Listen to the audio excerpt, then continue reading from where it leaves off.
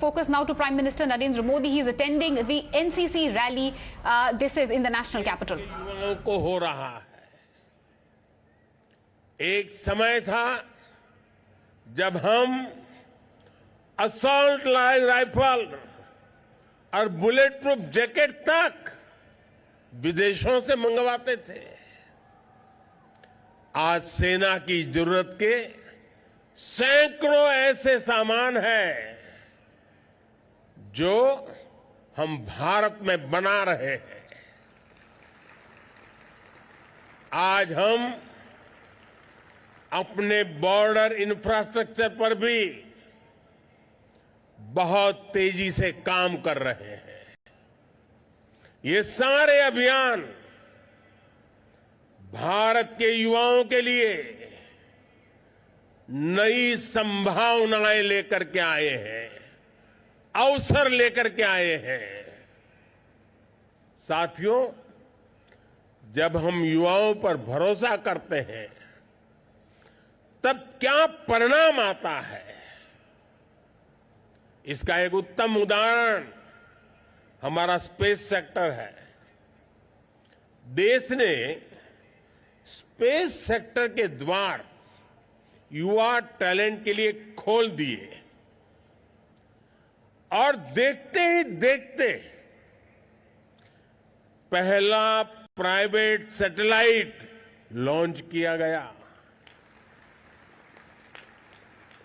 इसी प्रकार एनिमेशन और गेमिंग सेक्टर प्रतिभाशाली युवाओं के लिए अवसरों का विस्तार लेकर आया है।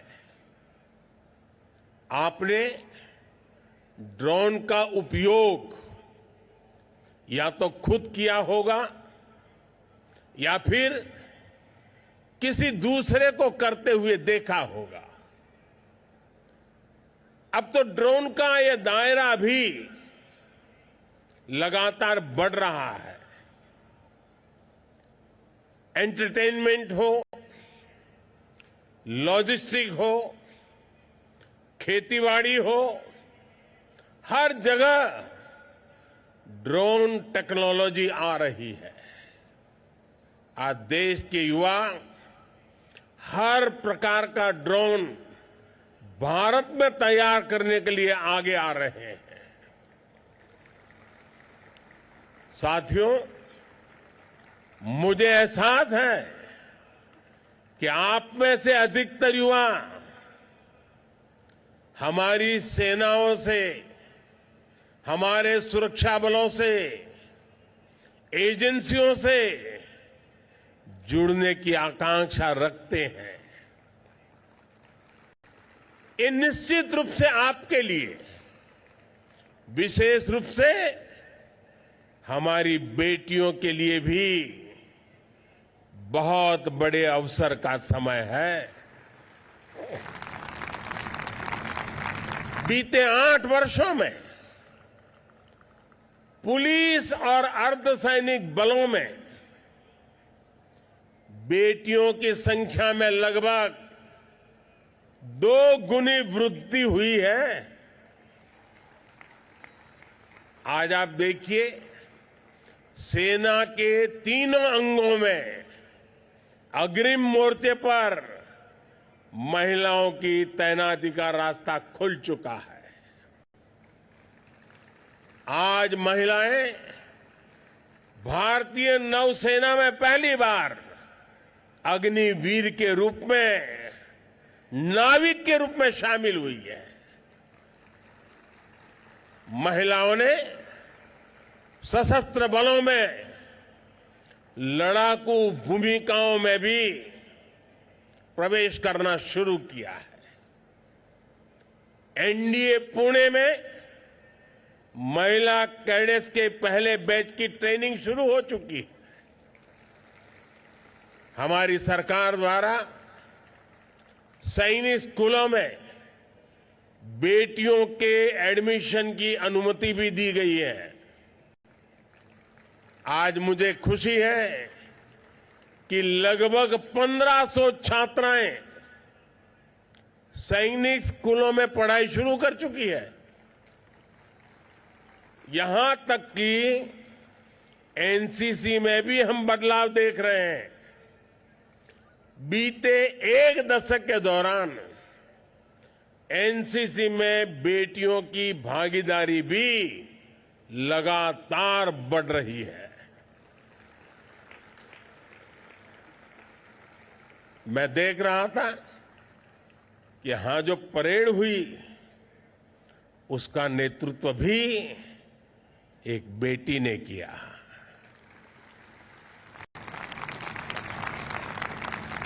सीमावर्ती और तटीय क्षेत्रों में एनसीसी के विस्तार के अभियान से भी बड़ी संख्या में युवा जुड़ रहे हैं।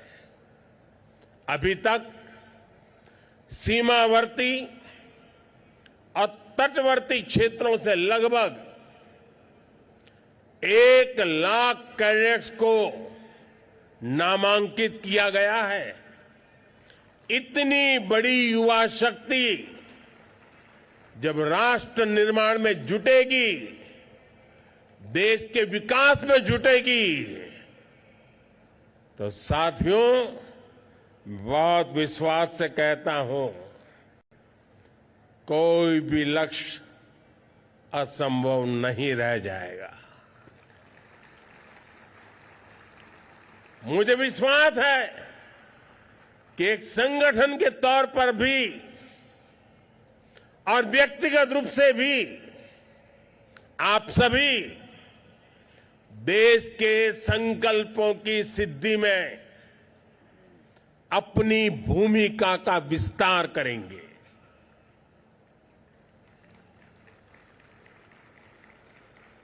मां भारती के लिए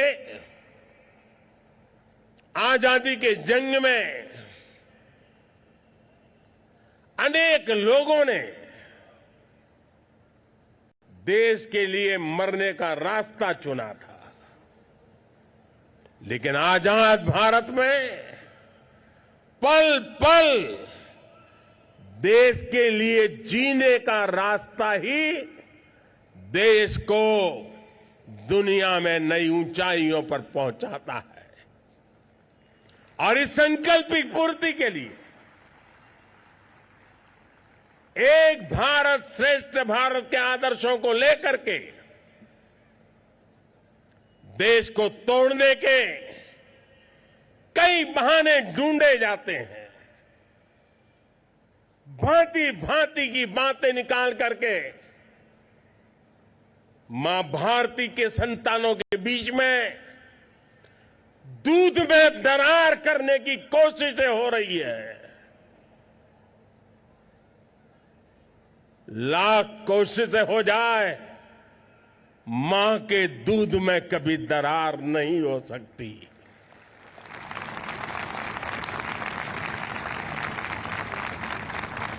और इसके लिए एकता का मंत्र ये बहुत बड़ी औषधि है, बहुत बड़ा सामर्थ्य है।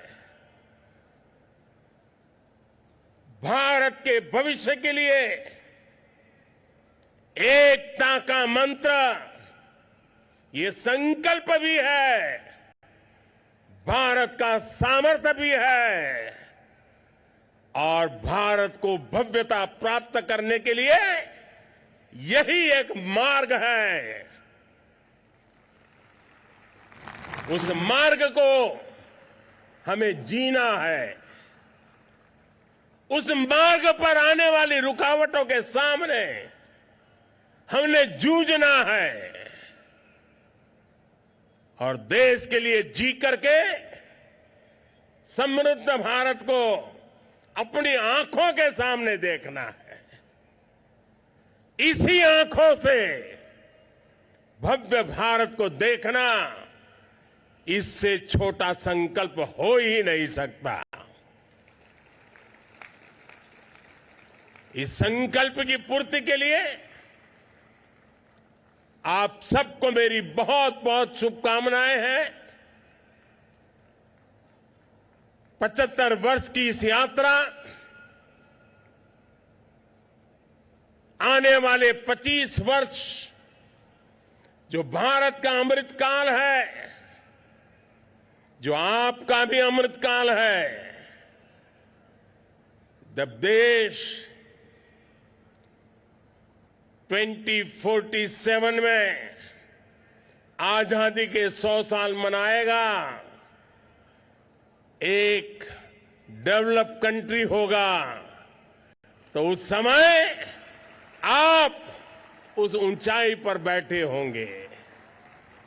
25 साल के बाद आप किस ऊंचाई पर होंगे, कल्पना कीजिए दोस्तों। और इसलिए एक पल भी खोना नहीं है, एक भी मौका खोना नहीं है। बस मां भारती को नई ऊंचाइयों पर ले जाने के संकल्प लेकर के चलते ही रहना है, बढ़ते ही रहना है, नई नई सिद्धियों को प्राप्त करते ही जाना है, विजयश्री का संकल्प लेकर के चलना है। यही मेरी आप सबको शुभकामना है। पूरी ताकत से मेरे साथ बोलिए, भारत माता की, भारत माता की, भारत माता की, वंदे वंदे वंदे वंदे वंदे वंदे वंदे वंदे। बहुत बहुत धन्यवाद।